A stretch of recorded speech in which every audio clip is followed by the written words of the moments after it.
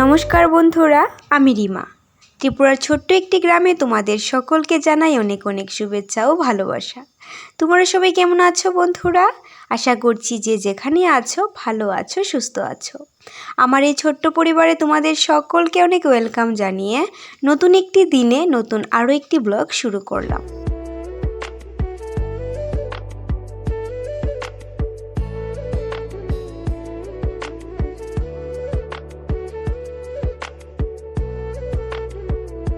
আজকের সারাটা দিন আমার সঙ্গে থেকে না টেনে আমার ব্লগটা কন্টিনিউ দেখার অনুরোধ রইল। আর হ্যাঁ, চ্যানেলে কোনো নতুন বন্ধু হয়ে থাকলে প্লিজ তোমার কাছে আমার অনুরোধ, আমার চ্যানেলটা সাবস্ক্রাইব করে আমার পাশে থাকার। আর হ্যাঁ, যারা আমাকে অলরেডি সাবস্ক্রাইব করে রেখেছো তোমাদেরকে জানাই অসংখ্য অসংখ্য ধন্যবাদ।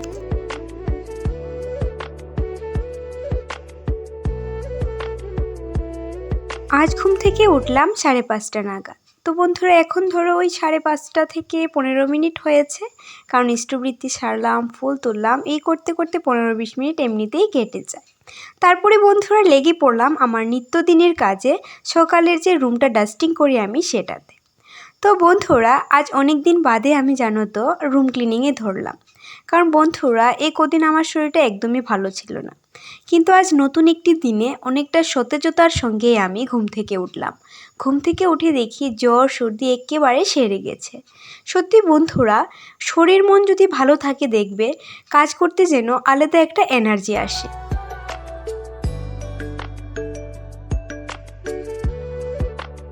আলনাটাতে যে কোথায় কাপড় রাখলে আর দেখতে ভালো লাগবে আমি তাই বুঝতে পারছি না। দেখো, উপর থেকে নিচ পর্যন্ত পুরো আলনাটা একেবারে বোঝাই হয়ে আছে। তো বন্ধুরা, এখন আমি একটা ব্লাউজ পিস বের করে নিচ্ছি। তো বন্ধুরা, আমাদের যে টি টেবিলটা আছে দেখতে পেলে তোমরা, আমি এই স্থান থেকে ওই স্থানে নিয়ে গিয়েছিলাম, কিন্তু গিয়ে দেখি যে দরজাটা লাগছে না। তাই বন্ধুরা আবারও সে আগের জায়গাতেই নিয়ে আসলাম। তো এখন একটা ব্লাউজ পিস বার করে নিলাম বন্ধুরা। তার কারণটা হয়েছে এই যে কালা কাপড়ের একটা, এটাও একটা ব্লাউজ পিসই, তো এটা দিয়ে ঢাকনা দেওয়াটার ফলে টি টেবিলটা অনেকটা পরিমাণ ধুলা আটকায়। কালো জিনিসে এমনিতেও বন্ধুরা ধুলাটা কিন্তু বেশি আটকায় আর দেখাও যায়, খুব চোখে লাগে। তাই বন্ধুরা আরেকটা ব্লাউজ পিস বের করে নিলাম, আর এখন আমি এটা পেতে দেব।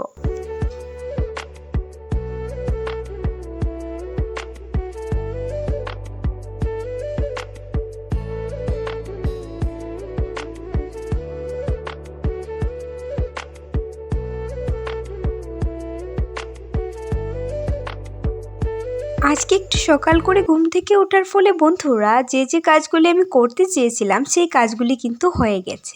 আর আজ হয়েছে রবিবার, আর রবিবার হয়েছে তো কি হয়েছে বন্ধুরা, টিউশন নেই, কিন্তু আমার ক্লাস ঠিকই আছে।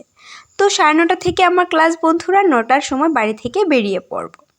তো এখানে দেখো কিছু কাপড় চোপড় ছিল, এগুলিও গুছিয়ে নিলাম। আর আজকে আর ডাস্টিংটা করলাম না, এমনিতেই রুমটা গুছিয়ে একটু ঝাড় দিয়ে দেব। তো দেখো বন্ধুরা, ভাইয়ের কিছু জামা ছিল, শার্ট ছিল, আমার কিছু জামা কাপড় ছিল, মায়ের শাড়ি ছিল, তো এগুলি একে একে আমি আলনাটাতে গুছিয়ে রেখে দিলাম।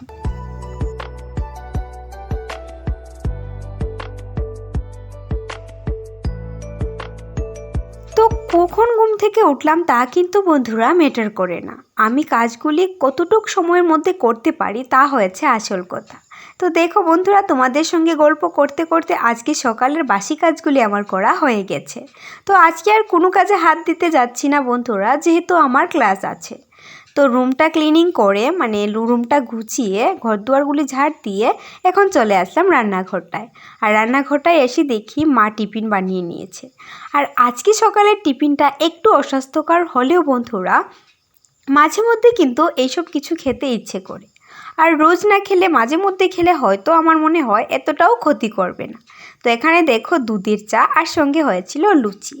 আর তারপর মা আমাকে বলছে এখান থেকে শাক তুলে দিতে। এখানে না বেশ কিছু ডাঁটা গাছ জন্ম নিয়েছে, এগুলি কিন্তু আপনা আপনি জন্ম নিয়েছে বন্ধুরা। তো এখানে দেখো মা বলছে যে ঘনত্বটা কমিয়ে দিতে, না হয় না এই ডাঁটা গাছগুলি বাড়বে না। তাই বন্ধুরা আমি আর মা মিলে এখান থেকে শাক তুলে নিলাম। আর এখন বেরিয়ে পড়লাম ক্লাসের উদ্দেশ্যে। তো গাড়ির জন্য অপেক্ষা বন্ধুরা, আমি এখন চলে যাব ক্লাসে।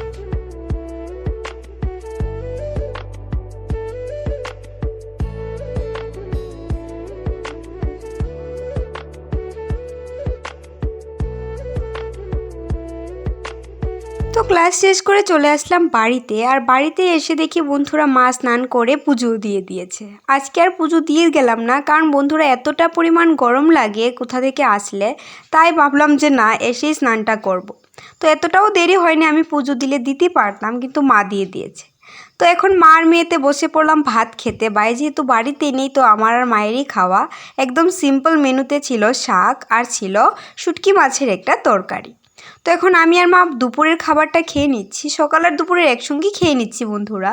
মা দেখো এখানে একটা কাঁঠাল এনে রাখলো, এটা পুষোদের জন্যই আনা, কারণ যে পরিমাণ গরম বেড়েছে তার মধ্যে যদি কাঁঠাল খাওয়া হয় আর বাঁচা যাবে না, হয়তো এতটা পরিমাণ গরম লাগবে।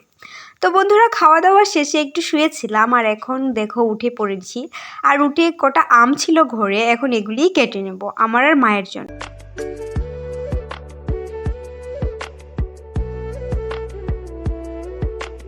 তো আমার প্রিয় বন্ধুরা, আজকের ব্লগটা তোমাদের কেমন লাগলো প্লিজ কমেন্টের মাধ্যমে জানাতে ভুলো না।